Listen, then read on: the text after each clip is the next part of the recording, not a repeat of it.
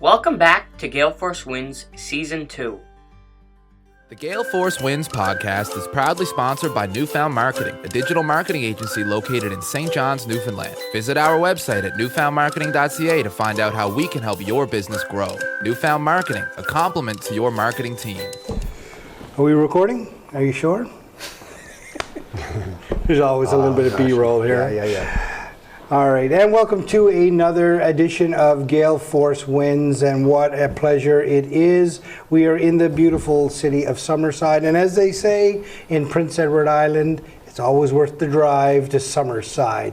My name's Alan Dale. With me as always, my good buddy from the East End of St. John's, Jerry Carew. How are you, Jerry? Well, I'm doing really well. We're with someone who I'm excited to talk to because he's got a very great technical background on the video side of things. Very patient while we set up here. So yeah, I'm just looking forward, Ken, to dig into your business. Likewise. I think you're going to geek out a little bit here on this particular podcast, Jerry. And before we start, happy Independence Day to our friends south of the border. Beautiful country you got down there, beautiful people. We celebrated alongside you, so have a wonderful day down in the United States of America. So, without further ado, Ken, why don't you go ahead and introduce yourself? I'm Ken Driscoll, born and raised here in Prince Edward Island. Have done a little bit of traveling around the world with education and life experience stuff, but decided in 2006 to settle down here with my wife. We actually got married in 2004, and we decided in 2006 to come back home from some traveling to Australia to start a family here, and to just do life here and start businesses here. Ken, where did you grow up in Prince Edward Island? Right here in Summerside. Actually, sorry, I was born in Charlottetown, and at 18 months, Mom and Dad moved me down to Summerside, and then proceeded to have my three other siblings. I've got a brother who's a year and a half younger, and a set of twins, a boy and a girl, who were born 7 years after that. So we had a sort of a medium-sized family, we grew up right here, going to school, junior high school here in town, and then you're very much surrounded by the typical island culture with music. Music's deep in our history, in our family. Love to do that. I actually was a musician for many years and still am, but not as much these days. What instrument? I was a piano player, singer. Yeah, so lots of Elton John and Billy Joel were more my preferences as opposed to the reels and jigs that we grew up with. But I'm a trumpet player. I can't sing a bit. That's why I put the trumpet on my lips, and you don't want to hear me sing. And I hang out with musicians. I'm a drummer. Good. So awesome. there you go. Tell me a little bit more about the music in your family. Well, my grandfather was Peter Duran, and very Acadian, culture, and grew up. Pete Duran, he was kind of known for his fiddle playing, Don Messer style player, and he in fact taught my youngest brother how to play fiddle, who he does today in Halifax with many different musicians. But I grew up kind of the accompanist piano player in the background. It was always great to have kitchen parties full of 30 to 40 people and family gathered.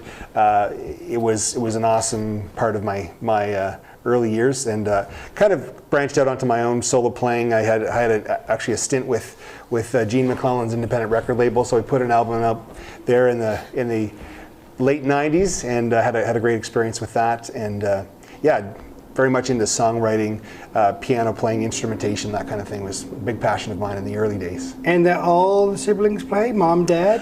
No, neither of my parents actually did. Mom put us all in lessons because she wanted us to. So right. Some of us gathered. Actually, my youngest brother and myself are the only two that actually play to this day. But we still love to play the old jigs and reels when we get together. What did Mom and Dad, what did they do when you were growing up? Mom worked at right next door at the Scotiabank for 25 plus years, and my dad worked for the agriculture ministry in PEI here. Wow. Yeah. So pretty solid foundation growing up. Very down to earth, very real. Down to earth, PEI, Summerside family. Yeah. That's exactly. great. Where did your academic journey take you? I took, all of my early years were here on PEI, and I actually took about, 8 or 9 years off. I decided in my mid-20s to go back to university because that was the thing you were supposed to do. Right. So I looked into some exploratory stuff at Dalhousie, and I ended up doing half of a business management degree and said, you know what? It kind of felt a bit like a failure because that was the thing in those days. You're supposed to be able to, get a degree. And as we know, times have changed so much now where, not saying that education is irrelevant, but for artistic types, we often find, gosh, there are so many other ways that we can learn our craft and be employable and do the things that society needs and wants. But at that time, it was just kind of like, I did 3 years and I said, I have enough. I just can't catch a grip. So from there, I ended up taking a few more years off, met my wife, found a design college in Sydney, Australia. We ended up working in graphic design and photography, latched onto that and said, in that process in Sydney, Australia, I said, we're going to come back home and start a business doing this. So that's kind of where she helped me find, my true path. And it was on the artistic journey. So I just didn't fit well in the classroom. I could not absorb the way that, more academic type people could, and just said, the academic journey isn't for me. I want to take a creative path. Yeah, you're not alone in that. I mean, we hear that over and over again where people think they needed to fit that mold, and that mold wasn't for them, true. Right? And they found a path in another way. I'm going to get back to Australia in a second, but you flew past, I took a little bit of time off, You said that a couple of times. What did that time off look like for you? So for me, it was essentially scraping by trying to get gigs. I played weddings, I did funerals, I did everything you could imagine, pub nights, sing songs, that kind of thing. That kind of is what stabilized that in the evenings, along with day jobs, working at Sobeys or whatever it had, music stores, whatever it took to make ends meet. But that's essentially my career path from the time I was, say, 19 to 25. That was the staple, is just working jobs to support my love of music. As we just had a guest on recently, and he left the podcast with a piece of advice, which was do what the day asks of you, and that's exactly what you did. Yep. Yeah, very much. Yeah, and it was, so if you love what you do, you'll do whatever it takes to be able to continue to do that. So tell me now, what was it about Australia that drew you? The program was down there. Was that it, or what was there? What else was there? It was actually a Bible college. Okay. So we have my wife and I have a deep faith, and we decided to go to a Christian college down there to kind of get more immersed in that sort of lifestyle. And then a part of that, this church actually had a $25 million television studio, and they would train the Australian Broadcasting Corporation how to operate their cameras and train their cameraman how to do it. So and the Prime Minister would come and open up all of their buildings, and it was kind of huge, right? So it was by no stretch a small organization. So we got thrown into that, and we did the biblical studies, but then also got to really get into high-end DSLR photography and graphic design. I ended up doing school yearbooks and training in that regard. So just a tremendous experience, a melting pot of culture. So you've got a lot of Asian, a lot of we had a lot of British people there, and just a real cultural diverse experience. Is your wife from Summerside as well? My wife is from a couple of towns over west in Tyne Valley. Valley? Yeah, but born and raised, and Beautiful part of PEI, Tyne Valley? Yes, yeah. Okay, so how was that conversation to the woman from Tyne Valley and the fella from Summerside? We're going to Sydney, Australia. How did that play out? Well, it's been described that my wife is a vice principal of a school, and she is a very different thinker than I am. And so people have described us as me being the helium balloon and she's the string. So she pulls me down to earth, and I had mentioned this idea of going to Australia to her, and she's very, as I say back when she says, well, if we're going to do this, let's do it now, establish the friendship and the marriage, get away from the family for the first 2 years, and get that done, and then come back and do whatever you need to do. But she wanted to get that out of the way. I was 28 at the time, so she wasn't wasting any time. We had plans for family and doing that stuff, so we got it out of the way. So she was instrumental in that. Did you do much traveling before that? Myself, no. Nationally, yes, but internationally, no.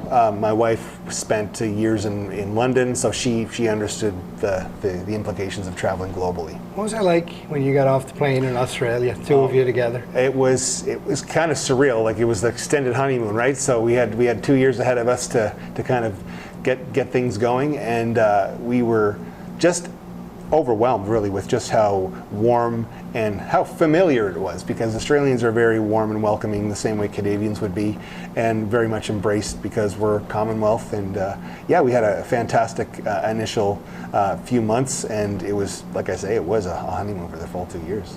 So you studied, or did she study there as well? I studied, and she ended up working in the Catholic school system as substitute teaching, and actually had a couple of contracts. So she got to learn and diversify things, and to this day, one of her dreams is to potentially start a private school with that kind of lean towards the more traditional values and some of the things going on today.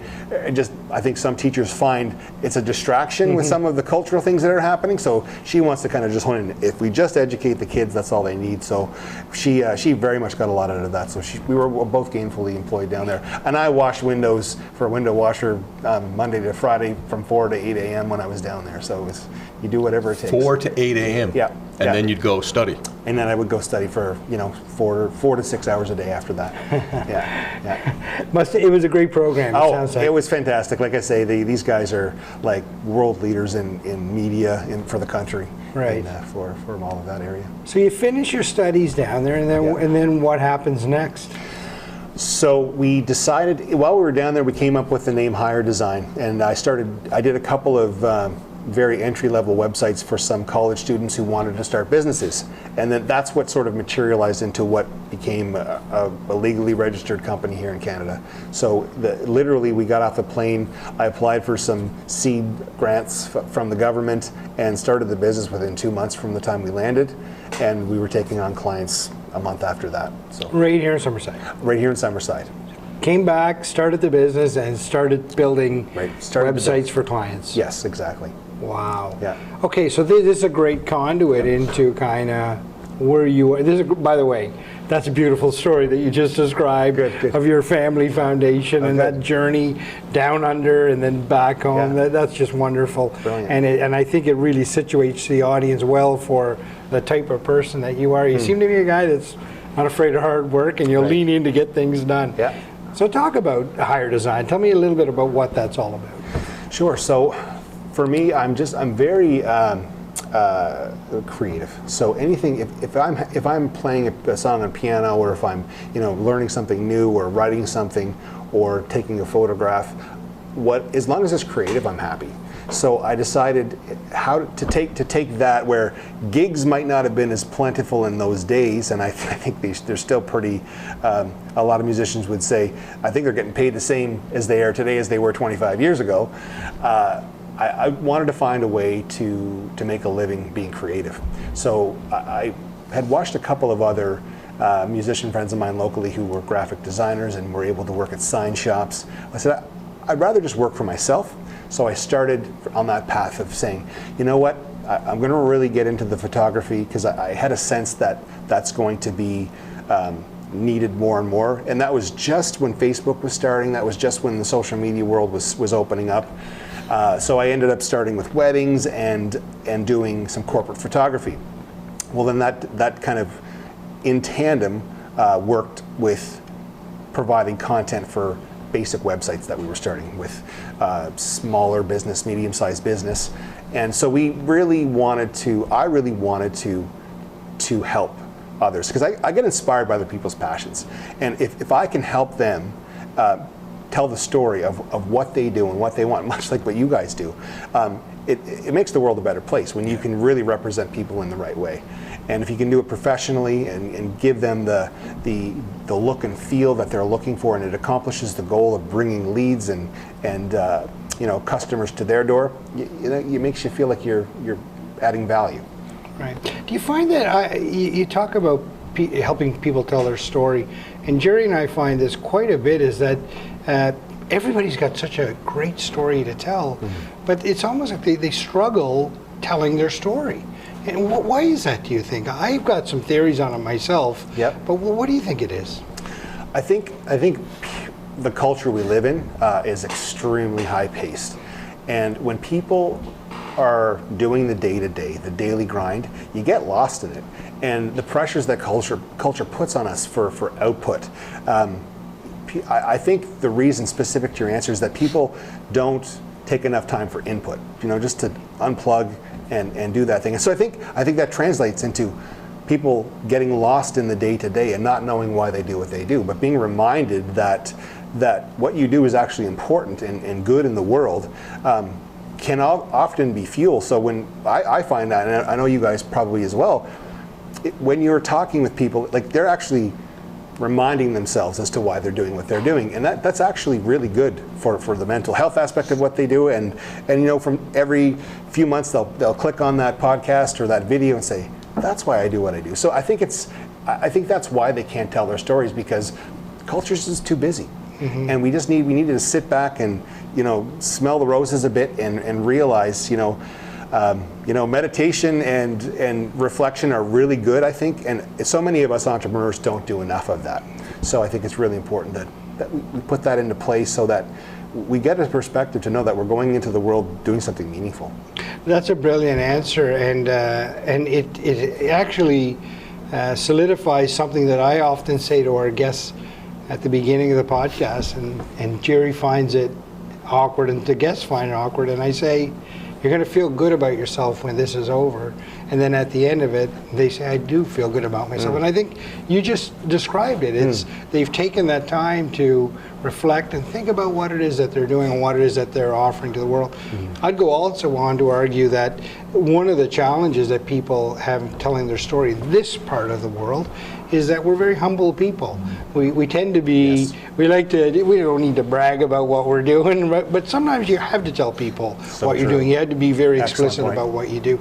And that's a great answer. I loved it. So Higher Design is basically, it's a website focus, is that correct?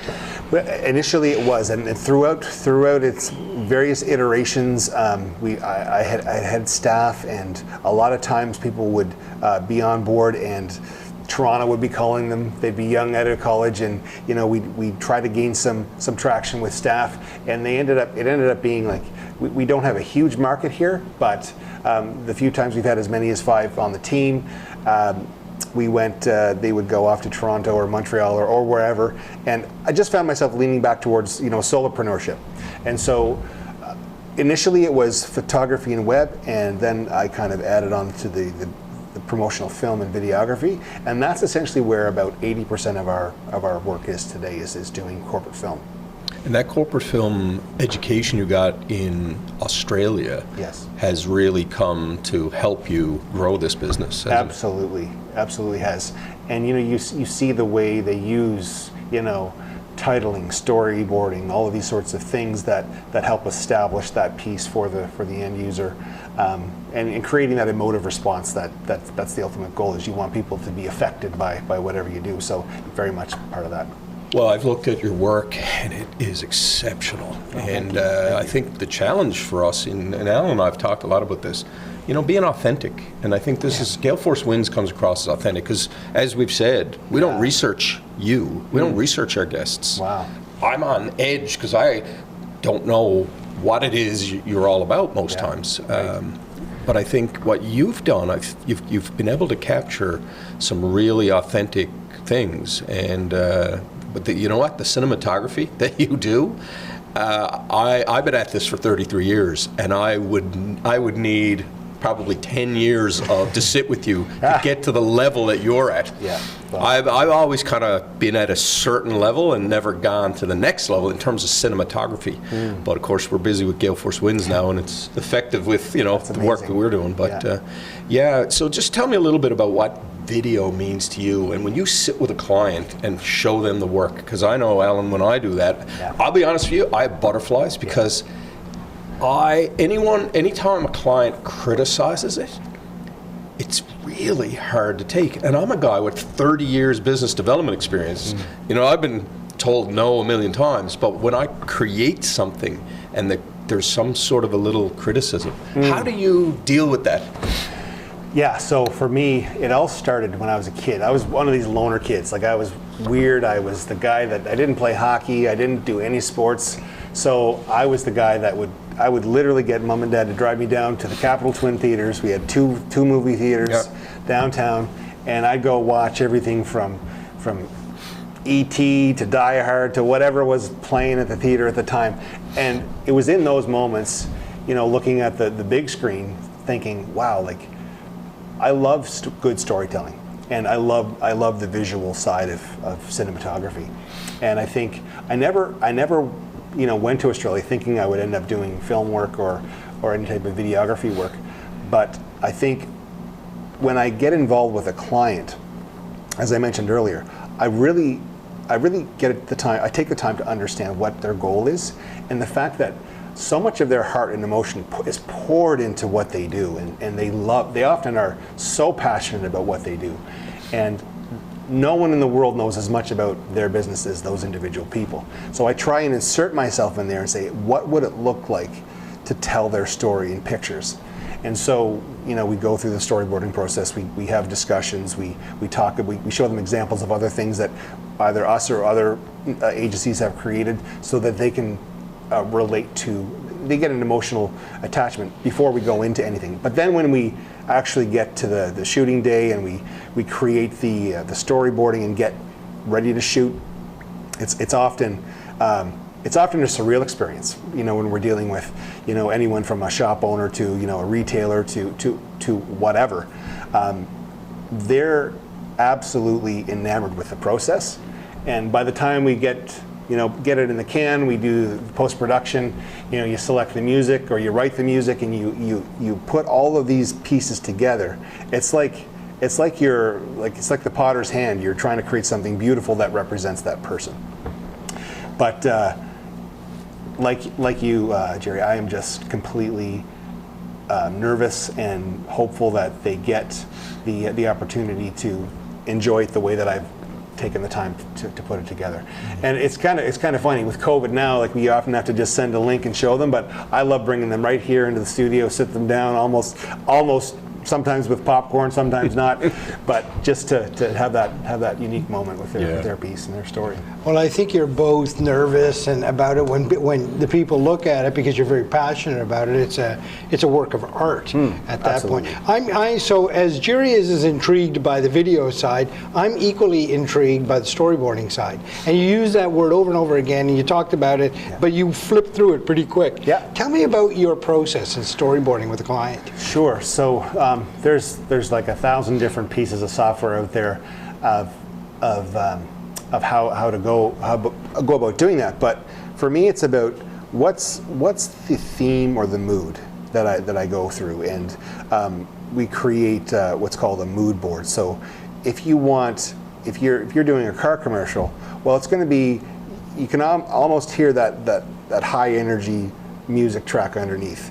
You can almost see, like, there's going to be a lot of blurred motion shots. There's going to be a lot of high energy close-ups on people's faces, hands on the steering wheel. So you create like what's initially like a mood board to say, that's the first step.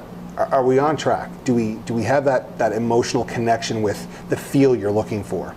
And then once we establish that, even color palette, and using things like in our industry, they're called LUTs. They're lookup tables where there's a color palette where there might be a slight teal tinge or a copper tinge to that footage, so that you're creating that emotive response. And oftentimes, 99% of people have no idea that those things are being fed to them, but they really matter to the end product, and they do create those emotions that no one in the world will be able to explain except those artists putting it together. So after a mood board process, then we have agreement, we sign off, and then we go into storyboarding. So we literally take, at least 5 second, if not per second frames. Depends if we're dealing with emotion. You're usually dealing with longer shots. If you're dealing with high energy, fast-paced shots. So the fast-paced ones tend to take more work because you really got to drill down to think of what you're trying to do. And we'll probably lock in to 75% of what those shots will be in the final cut. But as long as you have more than you need, that's usually our motto that we go with. But that's kind of our process. So we know going into the shoot day what we're shooting. We're not, and it's one thing I've actually had to learn, because sometimes I just fly by the seat of my pants and say, oh, let's do this, let's do that. But lost a lot of money doing that, lost a lot of time, which is money, and sometimes had to do a second day of shooting, and that can rack up costs. So yeah, to date, I think we've tightened up our process a little better, and it's such a fun process. It is a fun process, right? But it's very, as you just described it, very scripted. It's very, regimented in how you do it, and it kind of flies in the face of that creative process, doesn't it? But it's so part and parcel. But you summarize it perfectly. If you don't do that, you're going to lose a lot of money, because you're going to end up doing it again and again and again. Exactly. But it's a vital part. I love that whole storyboarding conversation. Okay, so that's Higher Design, and that's a great, it sounds like an amazing company and something that we should really pay attention to. So behind me, I see another name here, and it's Sophistifish, right? Yes, sir. Sophistifish. Tell us a little bit about that.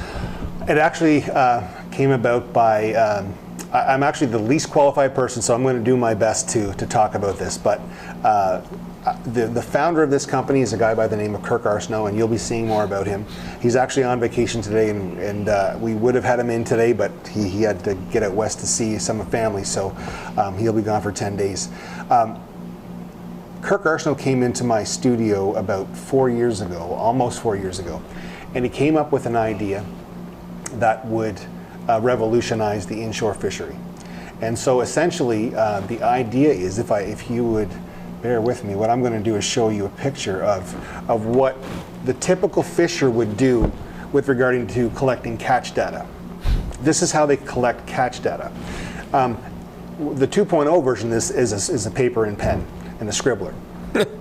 And so if just so our guests, if they can't see that image, and I can give it to you. What Jerry will do is he'll pull it in and he'll put it in our podcast. But in essence, it's a grease pencil written on a fisherman's.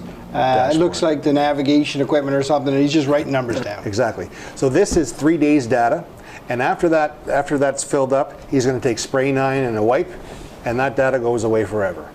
Wow. And there are 9,500 inshore fishermen between Quebec and the Maritimes fishing lobsters. Kirk had the brilliant idea to say, I think it's time to develop a tool that gives fishers the opportunity to capture that data and know what it is that they're capturing. Let me ask, what is the data, just so I understand? What are we capturing? Depths, length of lobster, or what is it? The core capture is market and canners. So literally, in the interface of this, which we can provide for you some screenshots of the interface, is just literally the fisher will set up their account. They will talk about what LFA they're in. They'll talk about their zones. They'll get all of their data ready for their individual cloud account. So the device, which is on a IP68 tablet, housed together with our software running it, they will input the canners and the markets. That's all they do. They do simultaneously. Weather, moon cycle. Okay, just hold on a second. I'm going to stop you there now for a second. Canners, markets. You know what he's talking about? Oh, sorry. Okay, tell Jerry what you're talking about. Canners and markets are the two sizes that fishers catch for lobsters. Okay. So one is a canner, one is a market. And that's basically just a weight difference in carapace size. Two different sizes of lobster. Yeah. Okay. Yeah. So whenever the deckhand screams out what those are, he's going 22, 15, catch. At the same time that he catches, he presses enter, it tells his GPS location. It tells him all of these various numbers of data that's occurring: water depth, temperature, et cetera, et cetera. And we're also building in things like weather and satellite, deeper satellite data as well. So at the end of the day, the goal that we've found in doing this is that this is going to help them make smarter decisions by digitizing their operations. And so Kirk, literally in the earliest days, he had a laptop and he built this very rudimentary version of this in Excel. And he showed his uncle that, I believe it was his uncle, it was a fisher, one of his fishing buddies, the averages, the daily average weight they would never know how to do this beforehand. And it literally started with something like this. His buddy said, wouldn't it be great to be able to understand the average catch or the weights that I have? And so he's like, yeah, that would be a really good idea. Hence him coming up with this idea. So in the early days, I was helping him out develop video content to promote this thing. And Kirk's strength is as an inventor, it's as a creator, it's as an IT guy. And he was having a lot of struggling to try and get the right people involved. And so that's kind of where I fit in. Because we got along really well, and we had so much fun developing this stuff. And I was like, yeah, this is gonna go off the charts, man. Yeah. You're gonna sell 1 million of these things. And he was having struggling getting the right parties involved. And so throughout COVID and him having kind of gotten beaten down a bit, I think with the slowness of things going and the fact that he had to continue to wait, he actually invited me to come on board and become a co-owner of the company. And I said, Kirk, I think that's a great idea. And at that point in my life, I was like, it may be time for a bit of a, let's call it a side hustle or something that would just give me a new outlet. Yeah. And to this date, for the past almost year since I signed on, it's been just that. It's been a lot of relearning, getting to be creative, very, very high end on the administrative side, but worth it, because we're actually now just finished our first spring season, and this was designed as a testing phase. Well, the data that this stuff is revealing is out of this world. Like we had no idea that fishers are now saying, I might as well not bother leaving shore if I don't have this thing charged.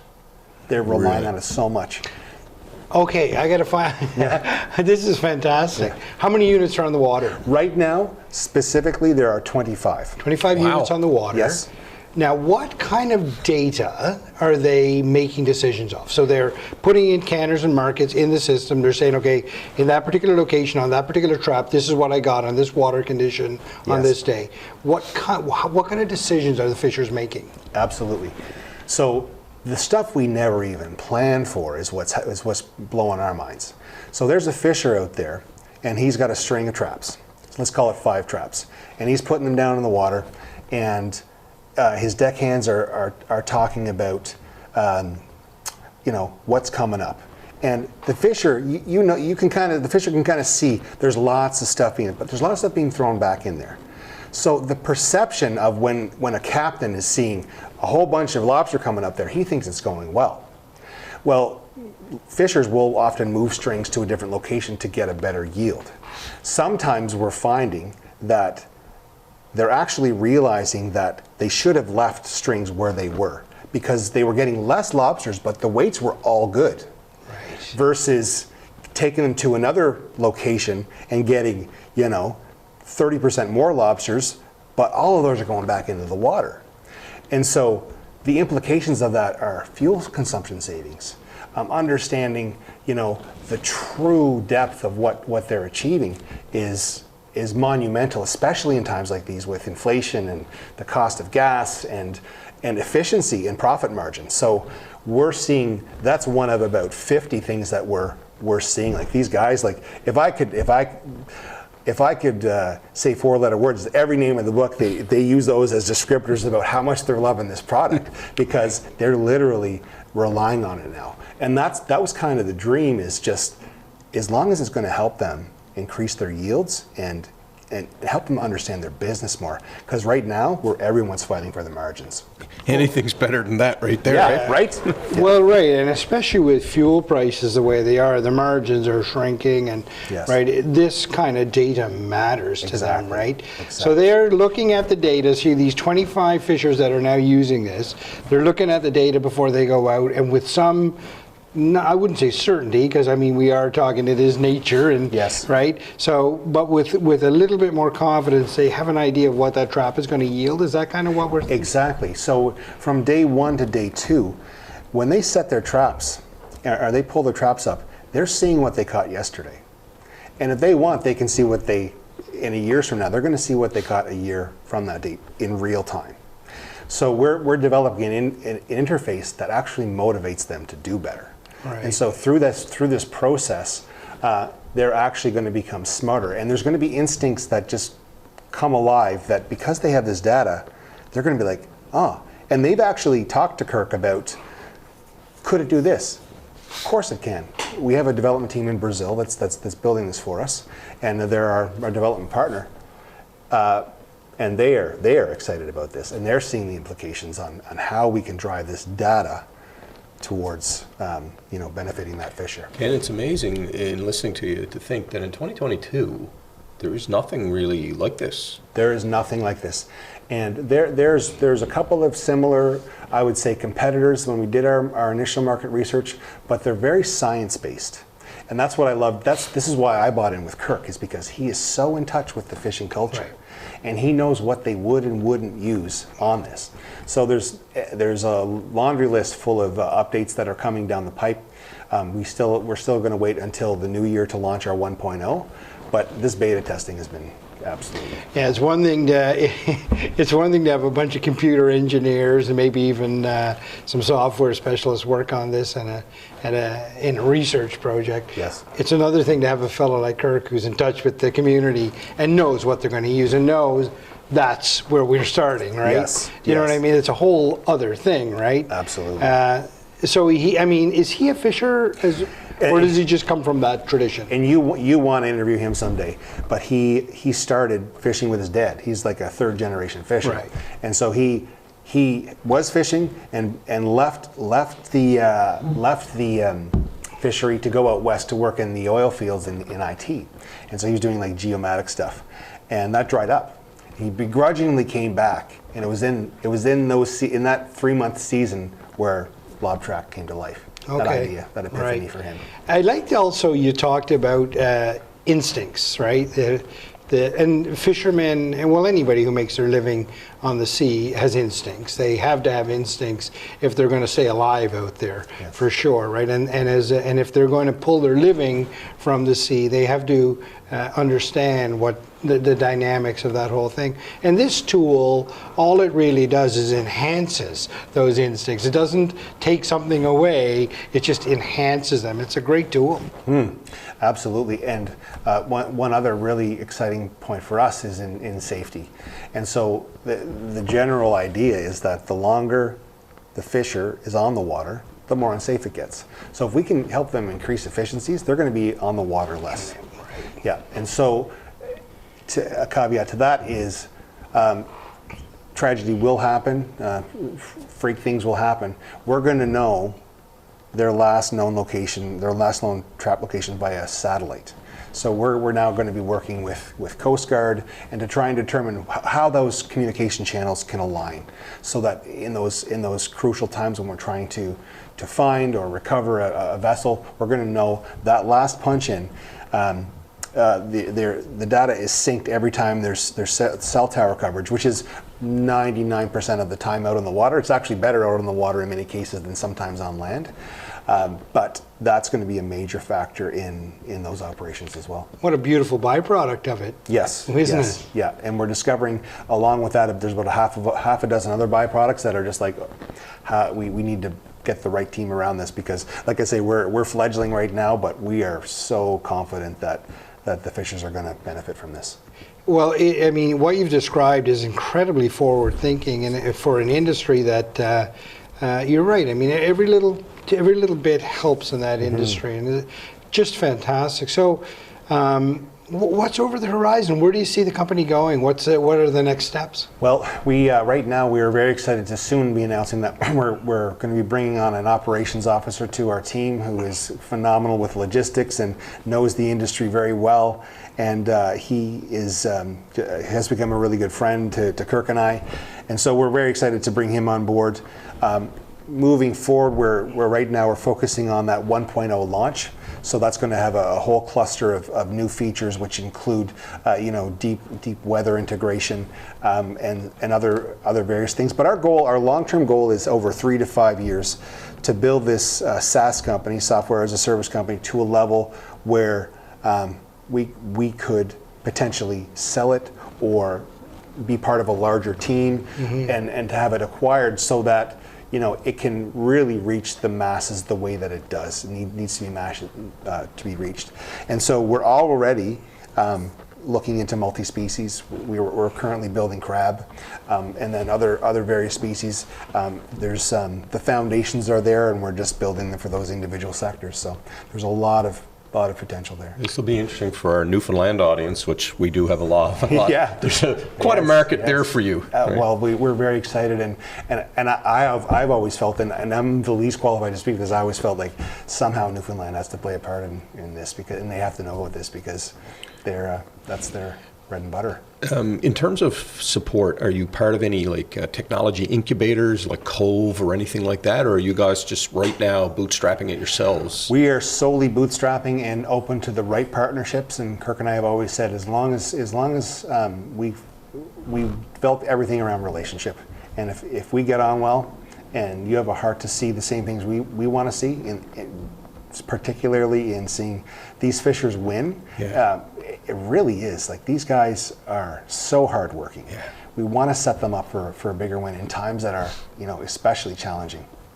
Yeah, well, as Jerry kind of alluded to, there is some amazing opportunities out there right now in Canada's ocean ecosystem, in that space. Canada's ocean supercluster, accelerating startups like this to levels that they didn't even think were possible. So there's so much opportunity out there for companies like this to work with other like-minded, innovative, and creative people to see these things scale to the level that you say that really needs to be done. It sounds like a very exciting. It sounds like a very exciting product for sure. And how about for the content creation, your company there? What's the next steps for that? For us, it's forging ahead. And one thing our former business mentor and now future CEO said is don't mess with the cash flow. So while we're building this wonderful product, we've had to kind of forge ahead with that. But we've got some really exciting clients on board where we're working with the Ontario Builders Association, where we work with certain areas of PEI tourism. So there's lots of that kind of work that's going to keep me busy and a small crew that I bring together to create the assets that we do and keeping a small business running on PEI and promoting them the best way we can. Tap into the small crew. Are these people on gigs or do they work in full time for you? Well, it's funny. Like a lot of these guys, one guy works as a software engineer for the CRA, and he through COVID he racked up months of vacation time. So he says, anytime you want to get me, I bring Ivan on board, and I've got buddies who are in the audio industry that I can pull in, and we put together crews as we need them. Yeah. You put them together as you need them, right? That gig economy is fantastic. Yeah. We talk about that a lot. Yeah. Let me ask you this. What does it mean? You are incredibly articulate, and one thing I love about what Alan and I are doing, we walk in here, we don't know you. I really do feel like I know you. What does it mean to be self-employed and be doing what you're doing, Ken? Well, I mean, it's kind of my calling, I think, and to be able, I don't think anybody can represent me better than myself.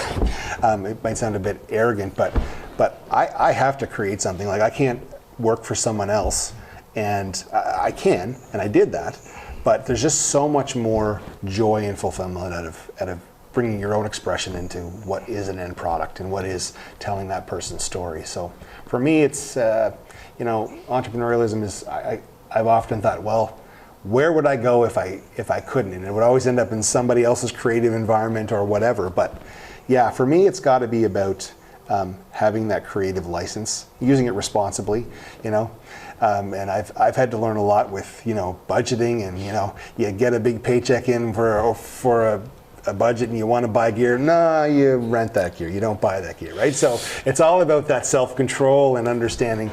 You really are given the privilege to run your own company. That is its own person as far as the eyes of the government see. So the more you feed that and take what you need from it, be really responsible with it. So that's kind of where I love that response. Yeah. Just to pick up on one thing. I mean, when He already said to stop buying equipment. well, it's funny. Like I keep saying, Alan, I just bought a soundboard. Right? But it's, I don't know what it is when you're in this creative space and you start to see a product that you know will help you. Yes. My God, it's so hard not to pull the trigger on it. You know. It is. And I still. Have a lot of things that I'm looking down for anyone who's got the soundboard and wires and batteries and this and that. It's just, I get excited about a new battery. You know, I've got these batteries here just to totally geek out. They're the best ones that I've ever used. Yes. And they last, right? So when we went on a ship, I was completely freaking out because I'm like, oh my God, every battery I've ever owned has drained and just, you can't charge the damn thing. Yes. Just a little thing like that gets me excited. And that's what I like about business, you know? Yeah, well, those are the brushes in our cup, right? Like that we need those things to express ourselves, and so yeah, I mean, you have to invest a certain amount. It's just, you know, putting on the brakes whenever it gets to be, you know, once you hit past that 30% margin of a project, it's like, oh, no, slow down. So yeah, Ken, a beautiful journey, unbelievable what you've described to us here today. I want to go back to the beginning if I could for 1 second, and I want to touch on something that we talked a lot about at the beginning, and I don't think we dove deep enough into. But Jerry and I are very, very fortunate in that we have incredible support at home from our families to do this type of thing, to be creative, to travel, to interview people. We have that support that gives us the strength to do it and the foundation to do it from. Tell me about, you talked about your wife there at the beginning. Tell me about what that level of support means to you. Yeah, well, I am probably the luckiest guy in the world, and we have two sons together, Cole and Levi, age 15 and 16, and they're working at Beaver Tails in Cavendish now, and so they're loving making money. This is the first year they've actually made some money, and they're making good tips. But Klasina, which is an old Dutch name, she was given that name. She actually was named Joy Klasina. She loved the name so much she took it as her first name. In Spell that? That's awesome. Klasina. Never heard a name. My sister's name is Roisin. Yeah. So it's really cool to hear a new unique name like that. Yeah. So she is a godsend for me. She actually left her teaching career the first 2 years of me starting the business and was my administrator. And it wasn't long after that I was with a business mentor that said, get her out of your business and get her back into what she's supposed to do, because you're setting up for a lose here. And we quickly did, because I've had some really pivotal mentors in my life, and did that within a few months. She was back into teaching, and now she's a VP, which is out of this world. She's going to her first year of VP at Gulf Shore next year in Rustico, and she's been my hugest support and absolutely like my biggest cheerleader. Right. And your boys, let's touch on them. They're out there working in Beaver Tails. Yes. Not easy job. I mean, they're working out there every day, Cavendish, tourism season. They must get that work ethic from the both of you. They do. Like I say, we're dealing with teenagers, and this is all new to us, like at this age, like especially in the past 8 to 12 months.